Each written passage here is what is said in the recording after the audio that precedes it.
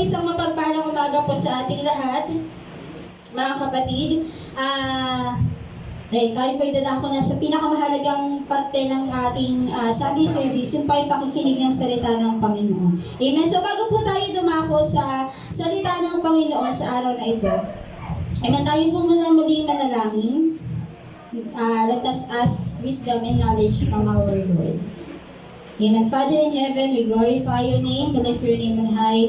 Tunay nga, O Diyos, patuloy ka namin pinupuri, patuloy ka namin niluluwalhati, dinadakila, Panginoon, tinataas ang iyong pangalan, Panginoon, sa aming mga buhay. Tunay nga, Lord, sa mga oras na ito, patuloy ka namin pupurihin at patuloy ka namin dadakilain. We are asking, O God, na patuloy, Panginoon, na samahan mo kami, Panginoon, sa nakikinig, Panginoon, ng iyong mga salita sa mga oras na ito. Patuloy, Panginoon, na ibaba mo yung knowledge and wisdom mo, Panginoon, sa amin at lubusan namin maunawaan, Lord, ang mga salita na nais mo ipahayag, Panginoon, sa aming mga buhay sa oras na ito. Tunay nga, Lord, we cast out all the works of evil, Panginoon, sa apat na sulok na iglesia nito, mula sa itaas hanggang sa baba, Panginoon, na patuloy, Panginoon, ang kadakilaan mo, ang kaluwalhatian mo, Panginoon, at ang iyong mga salita ay patuloy na maintindihan at maunawaan namin lahat. Salamat, Panginoon, patuloy, Lord God, ay ask na itago mo ko sa limuran. Ikaw ang siyang makita, ikaw ang maihayag, Panginoon, sa aking buhay. Salamat, Panginoon, sa iyong lahat ng kapulihan, kadakilaan at kaluwalhatian sa tanging pangalan ng anak na si Jesus. Amen and amen. Hinaan ko lang po kasi naririnig siya sa pag umaano sa akin yung hangin, naririnig yung effect ng ear. Amen. So tayo pinadako na sa pinakamahalagang gawain ng Panginoon, yun po ang kanyang pakikinig ng kanyang mga salita sa mga oras na ito. Amen. So, syempre sa Bible na po, kapag nag-aaral tayo ng salita ng Panginoon, napakaraming magagandang storya. Hindi ba po, napakaraming magandang storya na pwede natin kapulutan ng aral. Amen. Nandiyan na yung mga, lalo na yung mga famous characters sa Bible, na mga kalalakihan, di ba? Nandiyan sila Jacob, nandiyan si Isaac, di ba? Nandiyan si Abraham. Di ba? Yun yung mga famous characters na meron sa Bible na nagpapatunay at nagtuturo sa atin kung paano ba dapat tayo mamuhay bilang isang Kristiyano at kung ano yung pananampalatayang sinimulan natin sa Panginoon. Amen po. Ngayon po, meron po tayo isang bagong pag-aaralan. Isang magandang kwento sa Biblia. Hindi ko pa alam kung familiar na kayong lahat dito or hindi pa.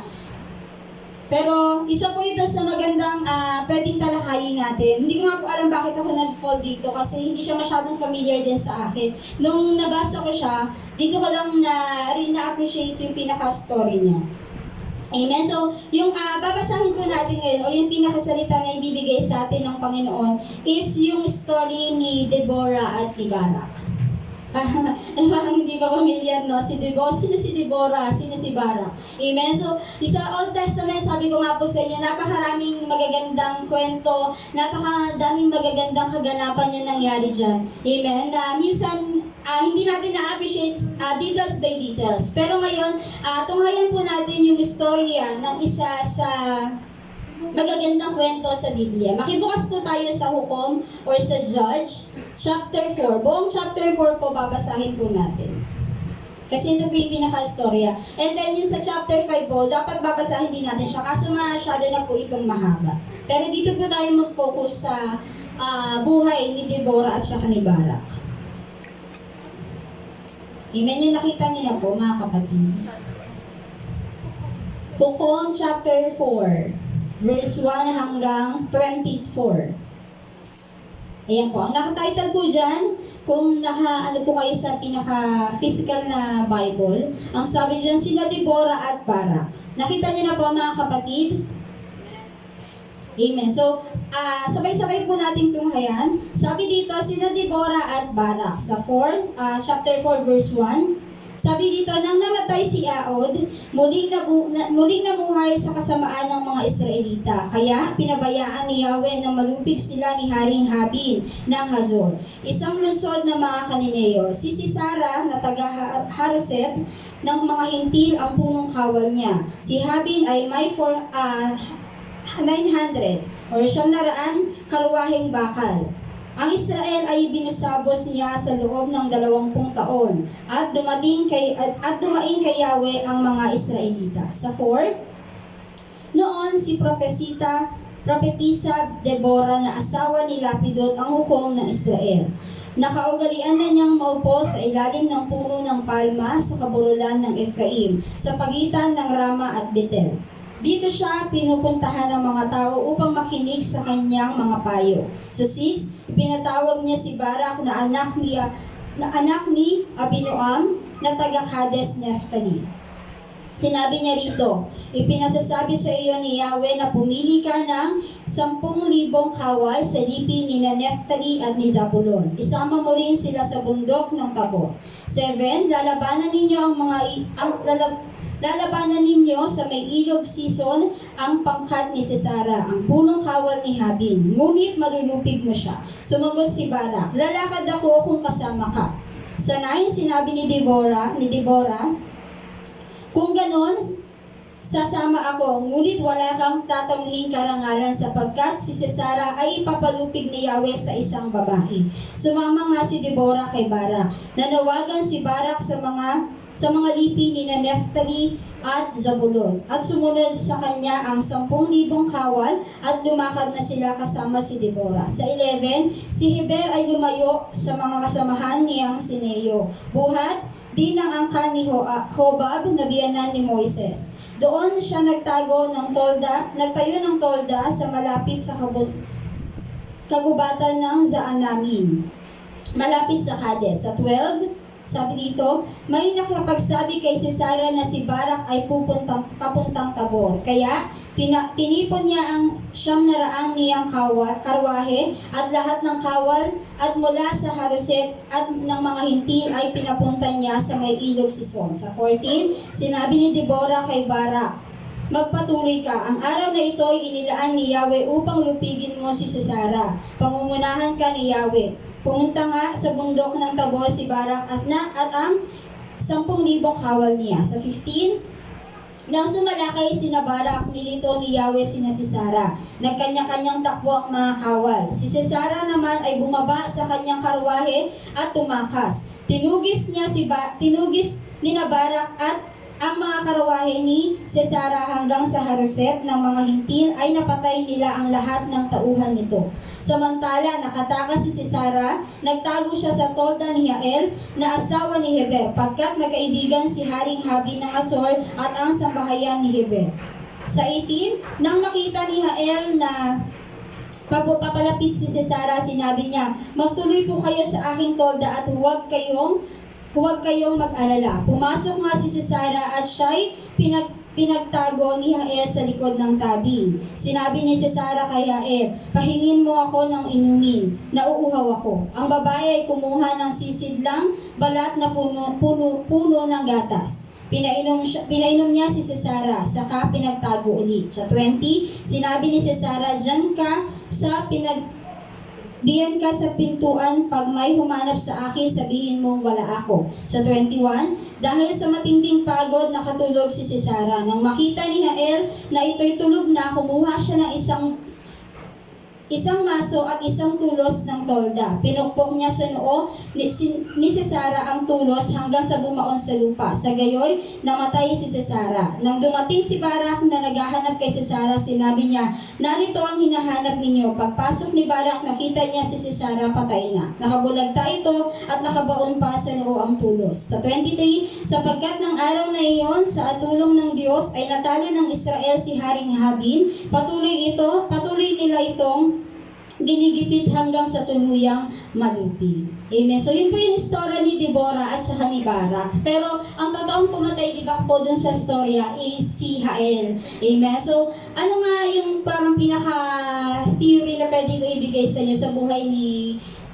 Deborah at saka ni Barak? Alam niyo po sa Bible, si Deborah po ay isa sa kauna-unahang hukom na itinalaga ng Panginoon. Di ba kasi nung panahon na yon, wala na pong mga hari. wala pang mga hari, hindi pa nag-exist na si Haring David, di ba? Hindi pa sila yan. Ang pinaka ginagawa lang ng Panginoong Diyos para may umalalay sa kanila is yung mga hukom. Pero dahil matigas po ang ulo ng mga tao, imagine, paulit-ulit yun, nagpapalit, kaya magpapalit ng hukom. Halimbawa, mayroong ibinigay ang Panginoon sa atin na parang sa atin, may isang pastor, kung halimbawa. Tapos merong, kapag nawala na or namatay na yung nagpapastol, yung mga Israelita, para na naman silang naliligaw. Bumabalik sila sa mga pagkakasalang ginagawa nila. Yun ay yung pagsamba kay Baal. So, noong panahon na po na yun, ang ginawa ng Panginoon para hindi tuluyang magkasala ang Israel, dahil nga, syempre, anak ng Diyos ang Israel, mahal niya yon. Syempre, hindi hayaan ng Panginoon na basta-basta na lang malupig yan, basta-basta na lang silang matalo. Kaya ang ginawa ng Panginoon ng mga panahon na yun, naglalagay siya ng hukom para yun yung mag-guide sa kanila, para hindi sila mapunta doon sa mga pagkakasala. Kaso nga lang po talaga, ang mga Israelita, matigas po ang ulo. Sa tuwing magpamamatay ang mga hukom, halimbawa po si Aod, yun po yung huli bago si Deborah. Si Aod, nung namatay siya, ang mga Israelita, ang ginawa, pumunta na naman doon, sumamba na naman kay Baal, doon na naman sila pumunta. Ganun po yung nagiging cycle ng buhay nila. Kaya, maraming pagkakataon sa buhay nila, lalo na sa ni Aod, kung nabasa niyo po yun, sabi doon, ang ginawa ng Panginoon dahil matigas ang ulo ng Israelita, yung mga taga-Kanaan po, pinaghalo-halo niya lahat na nandun, Israelita, Amoreo, Moabita, lahat po sila nandoon, sama-sama silang naninirahan doon. Pero di ba ang pinangako ng Panginoon, dapat sa kanila yung Kanaan? Di ba sa mga Israelites po dapat ang Kanaan? Pero dahil matigas ang ulo ng mga Israelita ng mga panahon na yun, ang ginawa ng Panginoon, lahat ng mga sumakop sa kanila, lahat ng mga pwede nilang sakupin, magsama-sama silang nanirahan doon. Kaya, ganun po yun nangyari doon.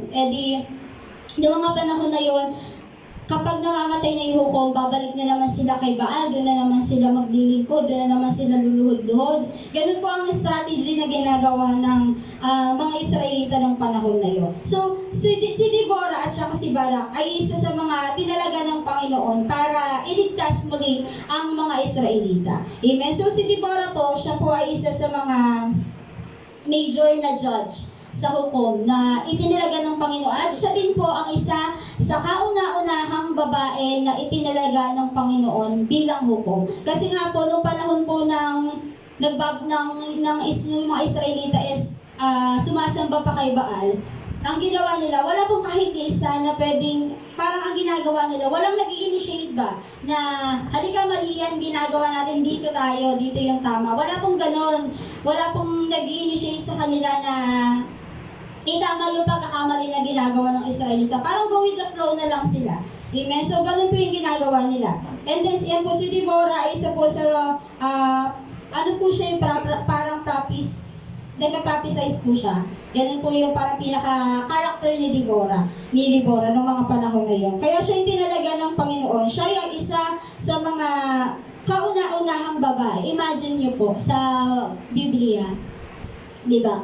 Napakaraming karakter na puro kalalakihan yung binilalagay ng Panginoon. Kasi nga po, di ba, iba yung karakter ng lalaki sa babae, mas makisig, mas malakas. Pero po, dito sa pinag-aaralan natin, kay Deborah at saka kay Barak, napakagandang ibinigay ng Panginoon na no matter your gender is, di ba, itatalaga ka ng Panginoon kung naaayon sa kalooban ng Panginoon. Amen? So, napakaraming bagay po pwede nating matutunan. So, punta naman po tayo kay Barak. Sino naman si Barak? Si Barak po ay isa din sa mga parang na-list na hero sa book ng Hebrew. Kung papansin niyo po, sige po, anahin po natin. Nabanggit din po si Barak sa Hebrew. Sabi sa Hebrew, chapter 11, verse 32, balikan lang natin ng konti kasi parang po siyang isa rin sa mga sikat na character sa Bible na parang hindi natin masyadong mapapansin. Sabi sa Hebreo, chapter 11, verse 32. Amen. So nabanggit po dito na ito po yung mga binabanggit dito, yung mga lingkod ng ating Panginoon, Yahweh. na itinalaga niya mula kay Abraham, mula kay Isaac. Nabanggit din po dito, sabi dito, sa 11 verse 32, magpapatuloy pa ba ako? Kulang ang panahon para isalaysay ko ang tungkol kay Gideon, Barak, Samson, Jephthah, David, Samuel, at sa mga propeta. Diba? Nabanggit din po siya, which is isa siya sa mga character sa Bible na pinahalagahan ng Panginoon. Kasi si Barak po, isa po siya sa, kung ang lahi ni Habil, or ang kawal ni Habil, meron siyang si Sisara.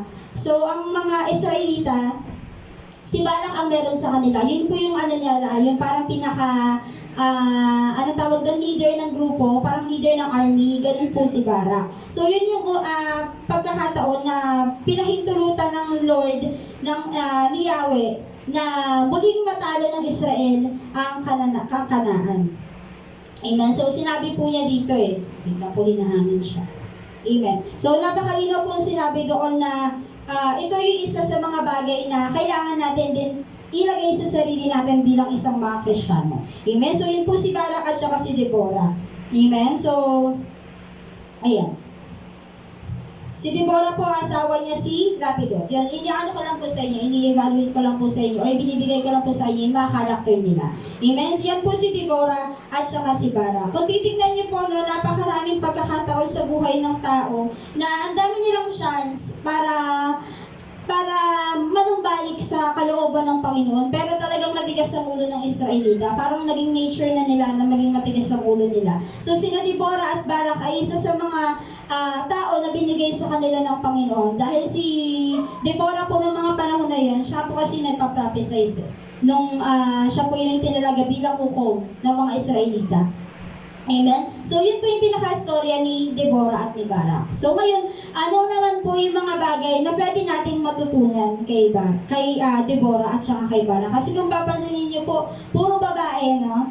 Parang si ano lang po yung si Barak lang po yung hindi babae kasi siya leader ng army. So si Deborah at saka si Yael, tingnan niyo po kung gaano ka buti ang Panginoon na no matter what gender is ang meron ka, kahit babae o lalaki ka, kung ibibigay sa iyo ng Panginoon yung utos niya, di ba? It's up to us kung paano natin siya susundin. Kaya nga meron tayong free will na binigay ang Panginoon sa atin Kaya napakaganda po ng storya na to. So, punta po tayo doon sa tatlong bagay para po tayo si kilala niyo po si Real Talk Darts. What are the 3 things that we could learn sa storya po ni Deborah at saka ni Barak? So, meron po akong tatlo na bagay na ibinigay. So, pinaka-title ko po, hindi ko alam kung nandiyan dyan. May naka-title po dyan, The Great Story of Better You. Ang pinaka-title ko lang pala talaga dyan is Better You. Pero dugtungan ko siya ng The Great Story of Better You. Kasi gusto ko po na at the end of this preaching, kapag tapos po natin yung preaching, tayo po sa sarili natin, magiging better you tayo. Amen? Magiging better tayo sa sarili natin. Hindi lang sa sarili natin, but kung paano tayo maglingkod sa Panginoon. So, ibibigay ko na po sa inyo yung tatlong bagay na pwede nating matutunan kay Deborah at saka kay Barak. Sa totoo lang po, napakarami po niyan. Kung iisa-isahin po natin, napakaraming bagay na pwede natin matutunan kay Barak at saka kay Deborah. Pero tatlo lang po yung binigay ko sa atin. Yun po ay faith, nandiyan po yan, faith, leadership, and fortitude. Tatlo lang po yung ibibigay ko sa inyo. Kasi po kung mapapansin niyo po, di ba, napaka-gandang storya kasi parang naging magsanggalang si Deborah at saka si Barak ng mga panahon na yun. Para silang magkapit-bisig na, sige, gagawin natin to. Parang kasi ng mga panahon na yun, parang sabi ko nga po sa inyo, yung mga kalalakihan, hindi ba sila nag-initiate. So, ang ginawa ni Barak, para maniwala siya na ipapalupig sa kanya ang mga taga-Kanaan noong panahon na yon. Sabi niya, samahan mo ko kay Deborah. Di ba parang naging sila, body-body silang dalawa. Which is, sa pananampalataya din naman natin, di ba? Kailangan natin ng sanggalang. Kailangan natin ng makakasama. Di ba? Hindi naman kasi tayo pwedeng tumayo lang mag-isa. Sabi nga, di ba, 2 is better than 1. Kapag nabuwan ng isa, itatayo siya ng isa. Di ba? Kaya nga po mainam na sa pananampalataya natin, meron tayong sanggalang or meron tayong nakakapitan. Kasi hindi sa lahat ng panahon sa buhay natin, malakas kayo. Hindi sa lahat ng pagkakataon na binibigay sa iyo ng Panginoon, lahat ng pagsubok na pagdadaanan mo, kaya mo nang ikaw lang. Amen? So kaya, kung papansinin niyo po, yung istorya ni Deborah at saka ni Barak, napakagandang kwento po talaga siya.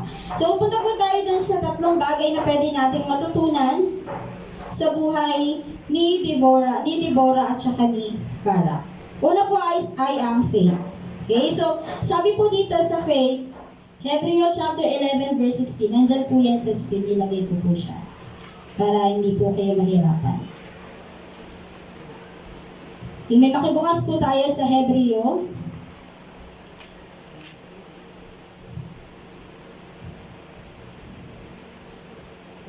Hebreo chapter 11. Wait lang po Hebreo chapter 11 verse 6. Amen. So sabi po dito, basahin po natin na sabay-sabay. Sabi sa Hebreo chapter 11 verse 6, at hindi kinalulugdan ng Diyos ang hindi nananalig sa Kanya, sapagkat ang sino mang lumalapit sa Diyos ay dapat maniwalang may Diyos, at Siya ang nagbibigay ng gantimpala sa mga humahanap sa Kanya. Amen. Napakagandang verse po no, na minsan sa mga buhay natin, yun yung kailangan natin di ba? Imagine kung si Deborah at saka si Barak, gumawa lang sila ng without faith. Imagine, sa tingin niyo bang mananalo sila? Di ba hindi? Kasi wala silang pananampalataya, hindi sila nananalig sa Panginoon na kaya silang pagtagumpayin ng Panginoon. Si Barak nga po may doubt pa Di ba? Doon po sa storya, may doubt pa si Barak na tinanong siya doon ni Deborah, hindi ka ba naniniwala na ipapalupig sa'yo ng Panginoon ng mga taga-Kanaan? Hindi ka ba naniniwala na kayang ipalupig sa'yo ng Panginoon ang mga taga-Kanaan at ibibigay sa'yo, gagantimpalaan ka? Pero dahil nag-doubt siya, tingnan niyo po yung naging consequences ng pagda-doubt niya. Hindi siya nakatanggap ng kahit na anong karangalan. Diba? Sa isang hukbo, diba kapag po tayo dito sa, halimbawa sa Pilipinas, kapag may army, kapag natatalo nila yung mga kalaban, diba meron po silang recognition na natatanggap.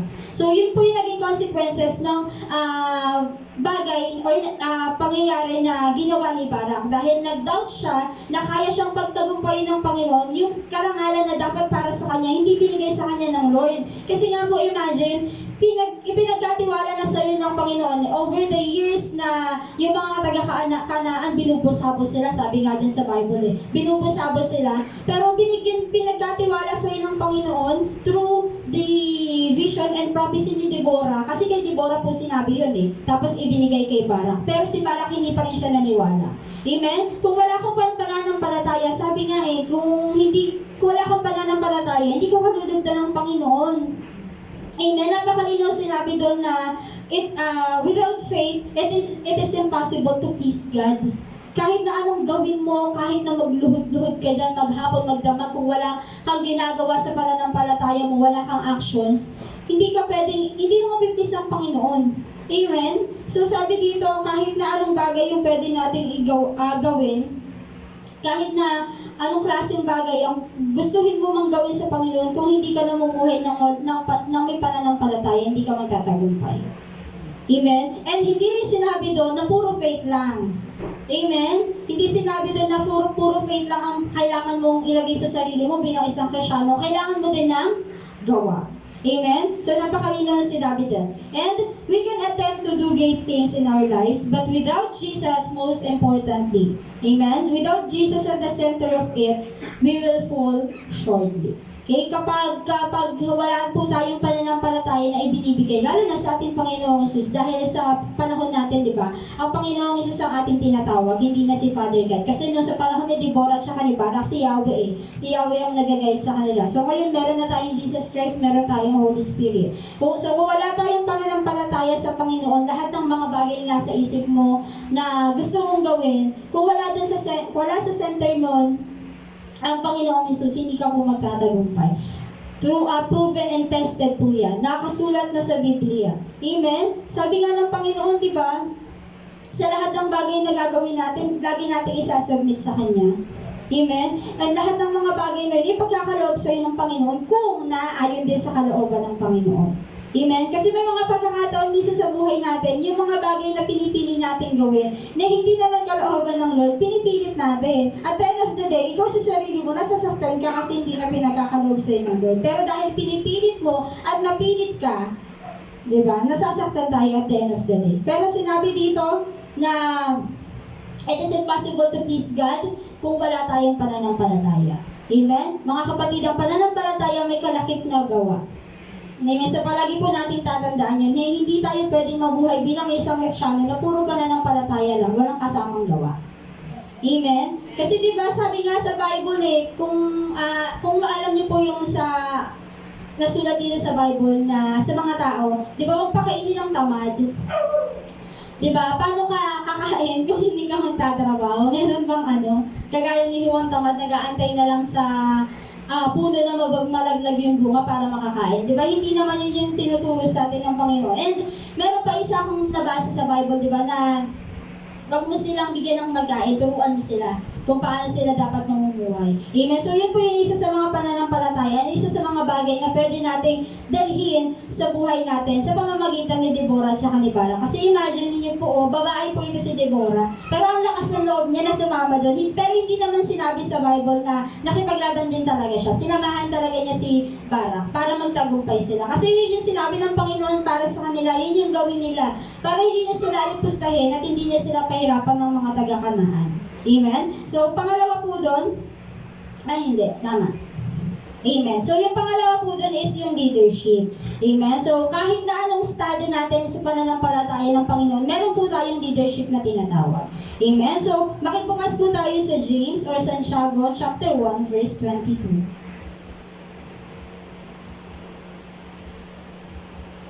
Amen. Sabi Santiago chapter 1 verse 22. Wait lang po .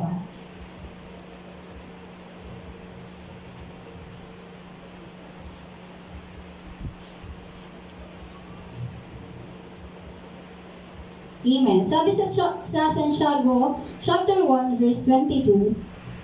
Sabi po dito, mamuhay kayo ayon sa salita ng Diyos. Kung ito'y pinapakinggan lamang ninyo, ngunit hindi isinasagawa, dinadayan ninyo ang inyong sarili. Amen. So, yun po yung sinabi sa James, chapter 1, verse 22. Do not merely listen to the word and so deceive yourself. Do what it says. Amen. So, yun po yung ginawa ni Deborah at ni Barak. Amen. So, sinundan po nila yung sinabi ng Panginoon na lulupigin nila ang mga taga-Kanaan kahit pa meron silang 900 na anong tawag dito?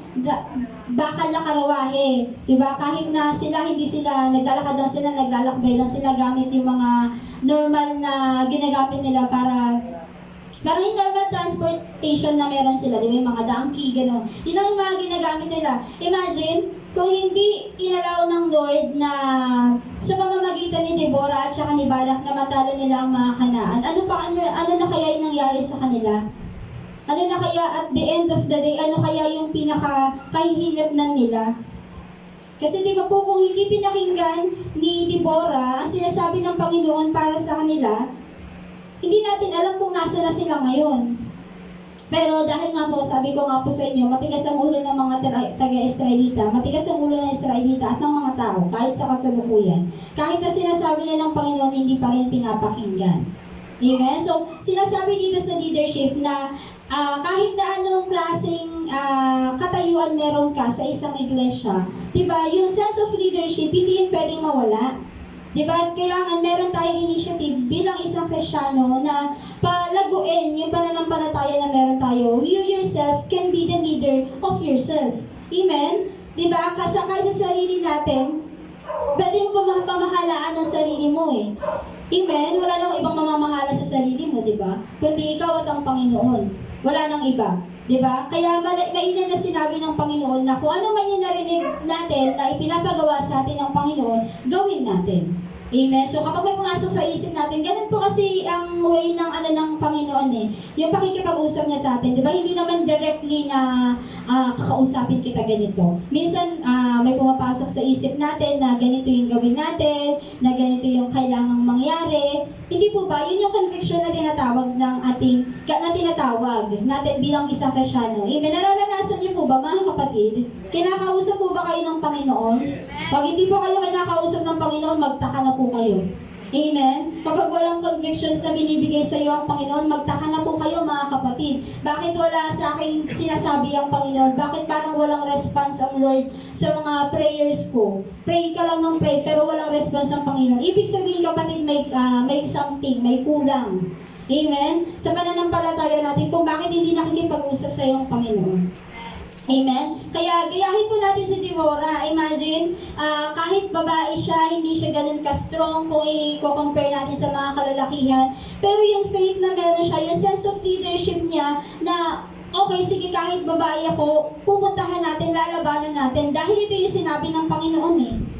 Amen? Napakainam po na dadalihin natin sa buhay natin bilang isang mananampalataya na sa kabila ng lahat ng bagay na sa isip natin imposible, maraming bagay na binigay ang Lord na posible. Amen? Sabi nga, you can move mountains through your faith. Amen? Sa pamamagitan ng iyong pananampalataya, kaya mong palipatin ang bundok. Amen? Napakagandang mga punan na kailangan natin ilagay sa sarili natin. Kaya nga sabi ko sa inyo, the great story of better you. Amen? Yun yung mga bagay na kailangan natin ilagay sa isip natin na sa buhay natin. And syempre, as Christian, we are called to act. Amen? Hindi naman tayo tinawag lang. We are called to act. Kung ano yung pinapagawa sa atin ng Panginoon, yun yung gagawin natin. Di ba? Sabi ng Lord, di ba, to preach the good news. Or you yourself can be the good news. Paano? Paano po, mga kapatid?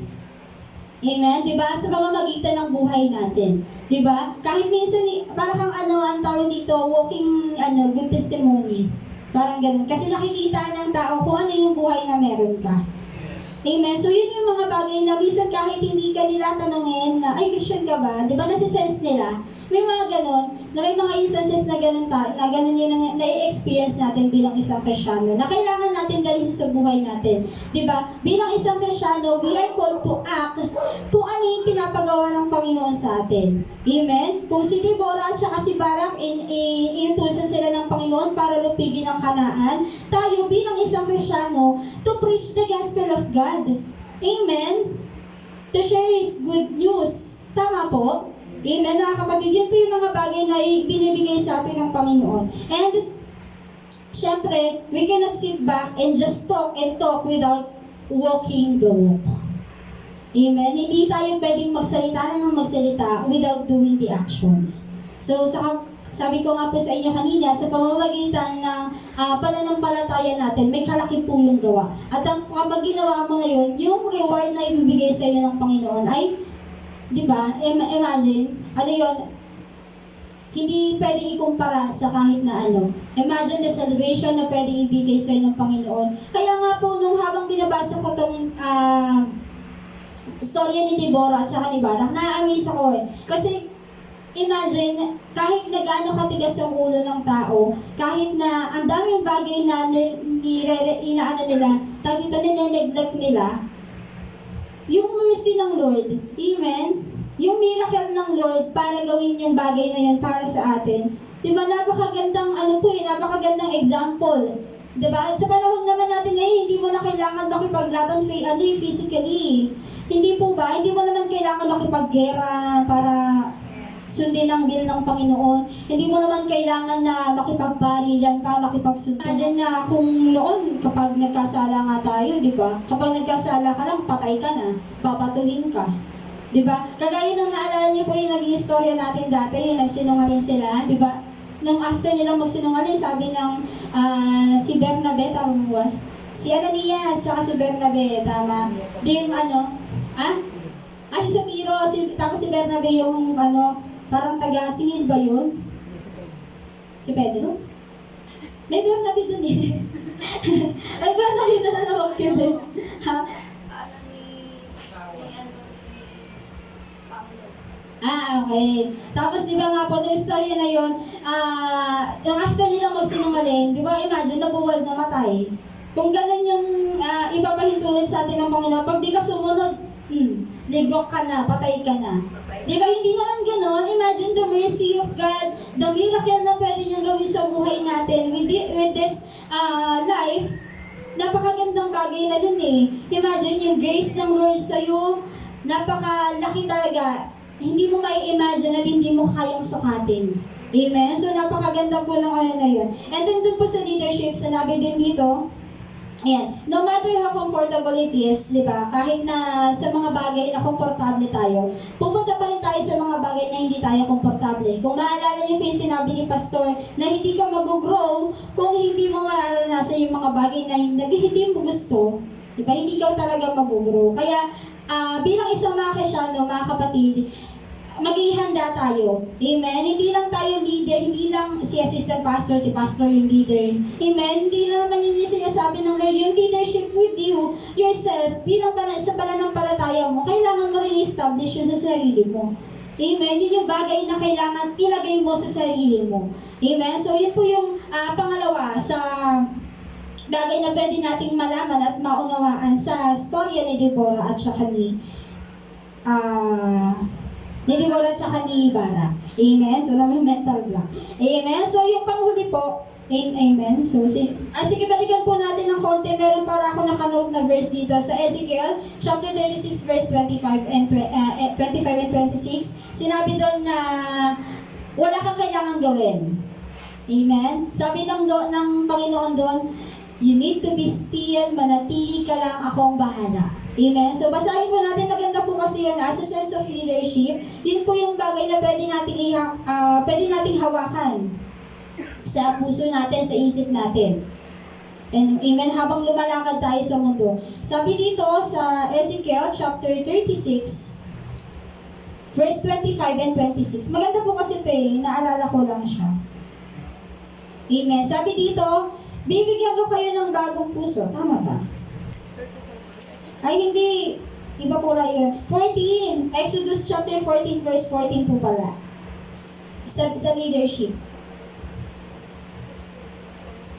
Amen? Exodus chapter 14, verse 14.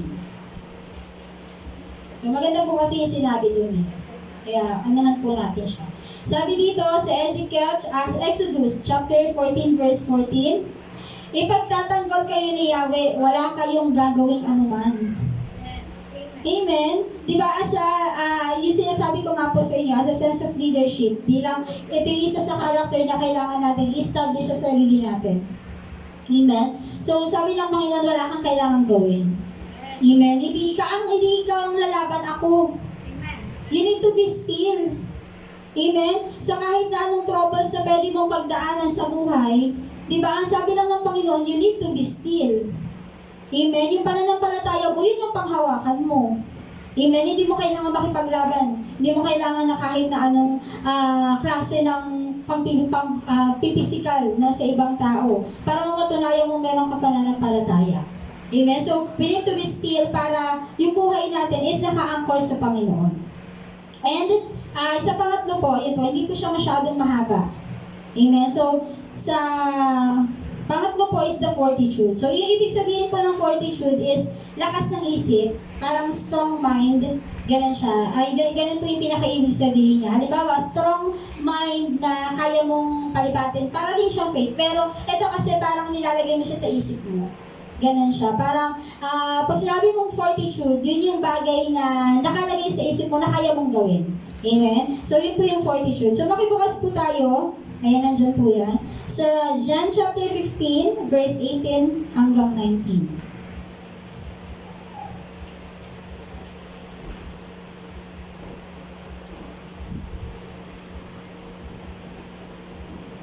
John chapter 15,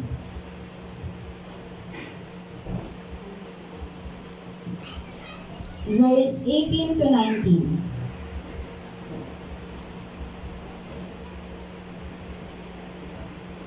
Wait lang, parang iba. Tama. Amen. So sabi dito, fortitude, kung napopoot sa inyo ang sanlibutan, dapat ninyong malamang napopoot na ito sa akin bago sa inyo. Kung kayo nga'y, sabi ito, kung kayo nga'y sa sanlibutan, iibigin kayo nito bilang Kanya, ngunit yamang hindi kayo sa sanlibutan, kundi pinili ko kayo mula rito. Ito ay napopuot sa inyo. Amen. So sa English po kasi may sinabi dito, if the world hates you, keep in mind that it hated me first. Sa 19, if you belong to the world, it would love you as its own. As its, you not belong to the world, but I have chosen you out of the world. That is why the world hates you.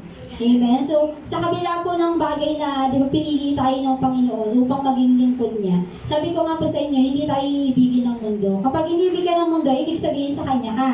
Amen? Pero dahil kinabukutan ka ng mundo at hindi di ba, yung temptations nandoon, yung mga bagay na hindi mo gusto, or na nararanasan mo against this world, ibig sabihin, hate ka niya. Kaya sinabi ng Panginoon, sa akin ka.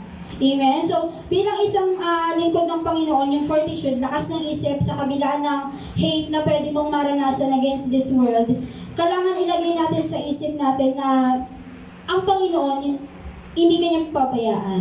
Sa Kanya ka eh. Amen? Sabi nga ng Lord, akin ka. Diba? Sabi ng Lord dito, that's why you are belong to me. Wala sa mundong ito.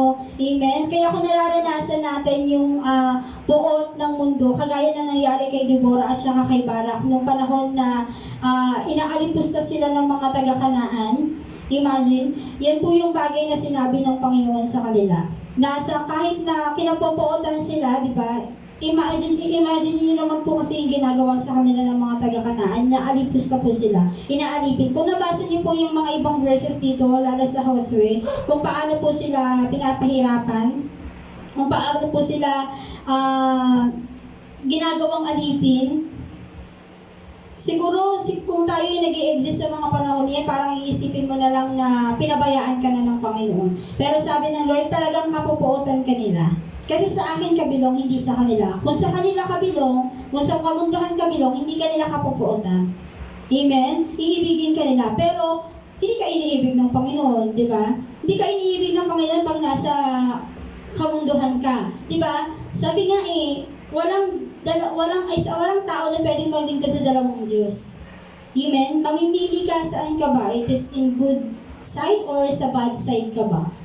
Amen? Kaya mabuti nasa buhay natin, ilalagay natin sa isip natin na sa kabila ng mga bagay na pwede nating maranasan, ang Panginoon hindi nagsasawang akapin tayo. Hindi siya nagsasawa na ibigay sa iyo yung salvation, yung miracle, yung mercy, yung grace. Lahat yan kayang-kayang ibigay sa iyo ng Lord instantly.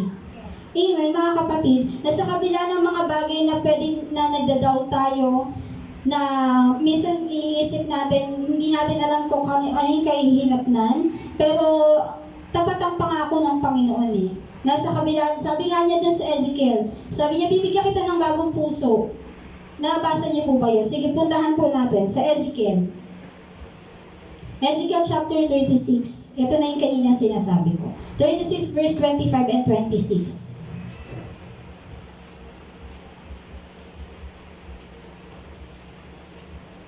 Bilang isang mga Kristiyano na naglilingkod sa Panginoon, sabi dito sa Ezekiel chapter 36 verse 25 and 26, sabi niya, bibigyan ko kayo ng bagong puso at bagong espiritu. Ang masuwayin ninyong puso ay gagawin kong masunurin. Sa 27, bibigyan ko kayo ng aking espiritu upang makalakad kayo ayon sa aking mga tuntunin at masunod ninyo ang mga mabuti ang aking mga utos. Amen? So, napakagandang verse po nun. Sabi ng Lord, kung dati meron kang pusong bato, bibigyan ka ng bagong puso ng Panginoon. Amen? Para alamin natin sa sarili natin na yung mga bagay na ginagawa natin ay nakalulugod pa sa Panginoon. Amen? At isa sa mga bagay na ibinigay din sa atin ng Lord is yung discerning spirit. Amen? Mauunawaan mo bilang isang Kristiyano na yung mga bagay na ginagawa mo ay tama pa ba o hindi na. Amen? Kasi may mga ganong instances tayo mga kapatid. Minsan may mga pagkakataon sa buhay natin na kinakausap ka ng Panginoon na mali na yung ginagawa mo. Pero dahil hindi mo pinapakinggan yung sinasabi ng discerning spirit mo, go ko pa din doon sa mga bagay dahil nga gusto mo. Pero sinabi ng Panginoon dito, bibigyan kita ng bagong puso para malaman mo yung mga tuntunin ko para sa'yo. Amen? Kung paano mo susundin yung mga inuutos ko sa'yo.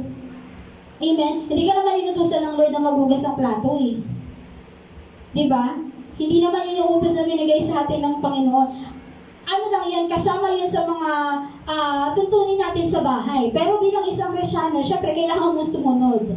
Amen? Pag pinaghugas ka ng plato, maghugas ka pa rin talaga. Amen? So napakabuti po ng Panginoon na sa kabila ng mga bagay na katigasan ng ulo natin, di ba? Imagine niyo na lang tayo yung nag-i-exist sa Israelite na ng mga panahon, tayo yung nag-i-exist sa panahon ng mga Israelites na matitigas ang ulo. And then merong binigay ang Lord na Deborah at Barak, pati si Yael. Imagine niyo yung para naging siya yung woman empowerment na makikita niyo po na kahit babae, mapalalaki, na kahit na anong bagay na minsan tinatakasan natin yung will ng Lord kahit tinatawag ka na. Minsan inaanuhan natin, ini-skipan natin. Pero sabi ng Lord, kung i-imagine ninyo yung story ni Deborah at saka ni Barak, pati ng buhay ni Yael, dahil siya ang pumatay kay si Sarah na punong kawan ni Habil. Amen? Yun yung mga bagay na kailangan natin ilagay sa isip natin. The faith, yung sense of leadership, and fortitude, yung lakas ng isip. Amen? Ipagkakaloob naman ng Panginoon yan sa atin kung hihingin natin. Amen? Bibigyan tayo ng Panginoon ng lakas ng isip na harapin yung mga bagay na pwede natin harapin sa buhay. Kaya nga sabi ko sa inyo, if the world hates us, wag po natin intindihin yun. Mas intindihin po natin yung bagay na pinapagawa sa atin ng Panginoon. Yung bagay na gustong gawin natin, gustong gawin ng Lord para sa atin. Amen? Kaya nga po sabi ko sa inyo, tanggapin natin yung bagong puso na binigay sa atin ng Panginoon. Amen? And so with that, maiintindihan natin yung mga bagay at mga tuntunin at pamamaraan ng Panginoon. Amen? So yun po yung mensahe na iniintend sa atin ng Panginoon. And bilang isang conclusion po, amen. Siyempre, makibukas po tayo sa Psalms or Awit, chapter 34, verse 17 and 18. Awit, chapter 34, verse 17 hanggang 18.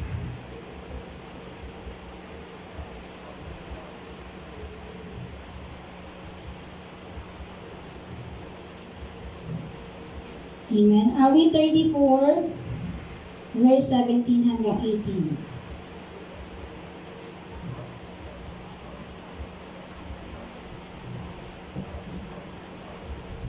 Amen. Nakita niyo na po? Sabi dito, sabi sa Awit, chapter 37 ba? Tama. 34 verse, wait na.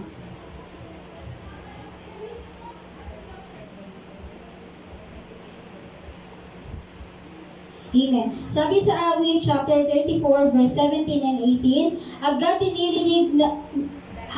dinirinig daing ng matuwid, iniligtas sila sa mga panganib. Tumutulong siya sa nasisiphayo at walang pag-asa'y hindi binibigo. Amen? So, sa kabila po ng mga katigasan ng ulo ng Israelita ng panahon na yun, pero nung dumaing sila na nahihirapan na sila, napakabuti ng Lord, no? Napakabuti ng ating Panginoon dahil sa kabila ng lahat ng bagay na pagtalikod nila, pagsamba nila kay Baal sa Diyos-Diyosan, yung grace ng Panginoon, yung mercy sa kanila ng Lord binigay, and even the miracle na pwede pala nilang matalo yung mga taga-Kanaan, ibinigay sa kanila ng Panginoon. And now, tayo bilang lalaki at mga babae, mga kababaihan at kalalakihan na itinalaga ng Panginoon para sa Kanya, di ba? It's time for us to be bold and have courage. Amen? Sa pananampalataya na ibinigay sa atin ng Panginoon, yun yung mga bagay na kailangan natin gawin. And syempre, bilang tayo ay mga tinawag ng Panginoon, tinawag na lingkod niya.